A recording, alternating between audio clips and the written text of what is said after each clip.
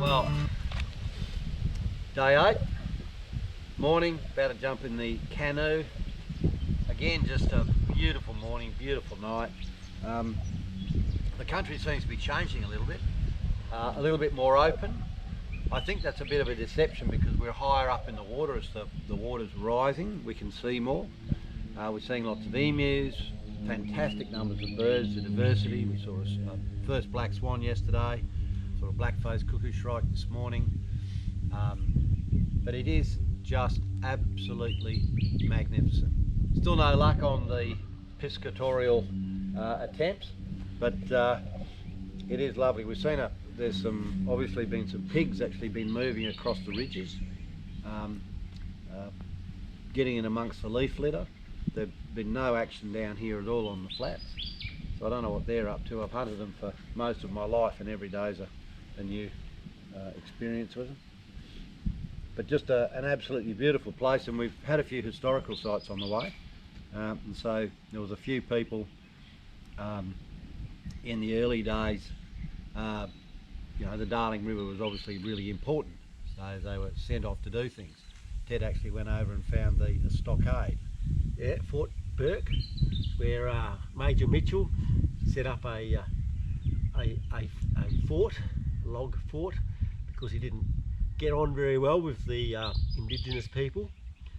They then attempted to sail down the river, but it was so dry they gave that up, went back, got on their horses and rode the horses down the river down to the tree where Sturt had come up the river from the Murrumbidgee and carved his initials, or Hamilton Hume, one of Sturt's party, carved his initials in the tree, and then Major Mitchell's party then carved their initials in the tree.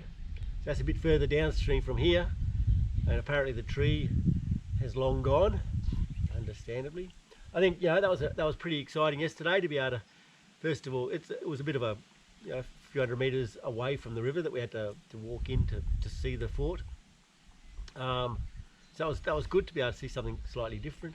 But the flocks of Coralla and I think they're Coralla, you know, galahs of one sort or another, and black-tailed cockatoos, I think were pretty spectacular. Certainly very noisy, but they were just spectacular just to be, you know, floating down the river and have these huge flocks of birds just flying around us and in front of us and over us.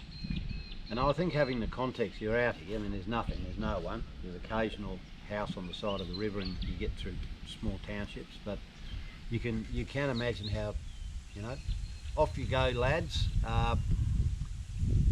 Go and discover the Darling, find out where it goes, these sort of things. But it was pretty, obviously there was a big difference between people like Sturt who you know, knew that worked well with the Aboriginal people and got on well with them, and another bloke who built a fort to keep them out and eventually really achieved nothing. And in a very Australian way, we named a galah after him. That'll be the Major Mitchell to you. So it's just a magnificent place, and you see lots of old infrastructure, and people have had a go at building, you know, dams, off dams, and it's obviously collapsed and washed away, that sort of stuff. So there's been a lot of history of people attempting to sort of capture nature and capture a river, successfully or otherwise. But it's just magnificent to see the river flowing. It's coming up every day. I think there's 9.8 metres in Walgett yesterday, so there's about 3.6 here, so there's a lot of water coming, so we better get a jiggle along.